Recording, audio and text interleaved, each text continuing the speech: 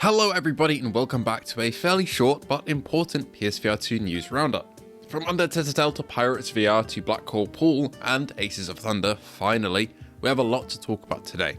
Before we get into it, only 25% you are actually subbed to the channel, so if you'd like to sub to the channel and support our little VR journey here, please feel free to do so, and thank you to our patrons and members who are all on screen right now.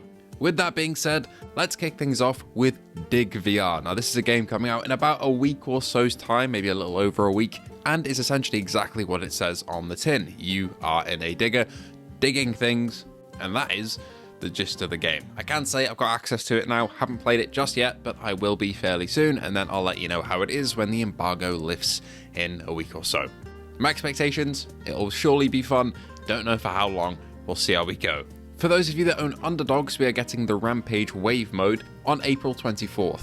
If you've played through the main campaign several times, and you want something to keep you hooked onto the game for a while, this unlimited wave-based mode is just for you. Upgrade your mech each wave and compete on the leaderboards to be at the top. I'm very excited for this one, I'll have to give it a go. Underdogs is a fantastic PSVR 2 game.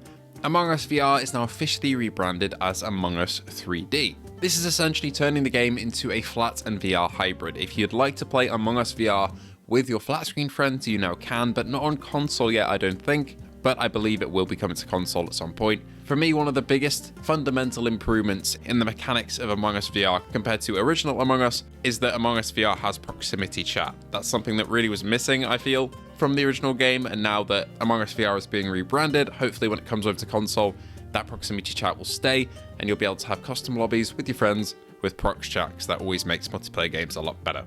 We got our first look finally at Aces of Thunder on PSVR. Now, according to a couple of creators, Gamertag being one of them, this seems to be a couple of months out from launch, at least if this is the build that they're currently working on, because it was lacking a couple of fundamental features like graphics options, but from the actual gameplay, it's looking pretty damn good.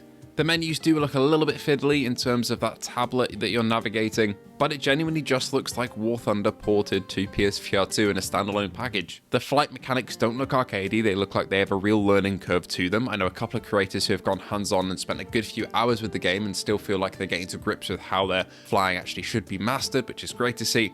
There's a couple of cool mechanics like ejecting as well, which looks sick. And I think confirmation that you can use the sticks on the controllers to control the planes, but they did feel a little bit sensitive, or you can use the motion controls, which apparently feels a little bit janky. I'd love to hear a baseline for that. Unfortunately, I haven't got hands-on with the game, so I don't know, but I'd love to see it compared to, say, No Man's Sky in terms of how it actually controls and feels. Overall, though, a lot of positivity from the people who have played Aces so far, and hopefully when that PSVR 2 version of the game comes around, they'll send something my way. I've heard nothing from Gaijin, unfortunately, or the Aces of Thunder team, but I've reached out to them, so hopefully I'll hear something at some point. Black Hole Pool dropped on PSVR 2 as well, just kind of out of nowhere, and so far I'm hearing it's a decent pool game, but one of the biggest features about Black Hole Pool was that you could actually open up YouTube and watch YouTube in it.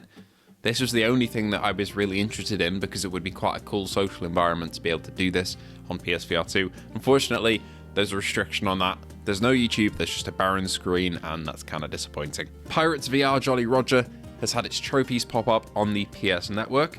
This is a narrative pirate adventure game, which I keep getting confused with Bootstrap Island, but this usually means that keys are available or something is published onto the store, and I can confirm I've been speaking to the devs and I will be getting a key, hopefully, fairly shortly. But this does also confirm that there is a platinum trophy for the game. Overall, that is all for today. Thank you so much for watching. Please let me know if you're excited for Aces of Thunder. I know I am. Undead Citadel have also been talking a little bit more about their game, but that's not really too much to talk about there compared to what we talked about the other day. They just keep popping up in the PSVR 2 subreddit, promoting the game, which is good to see because that means they're getting closer to launch. I'm excited to get hands-on with that, but let me know, Aces of Thunder, do you think it looks good, bad? Will you be buying it? Do you think we're a couple of months out from launch yet? I'd say so. And I hope to see you all in the next one.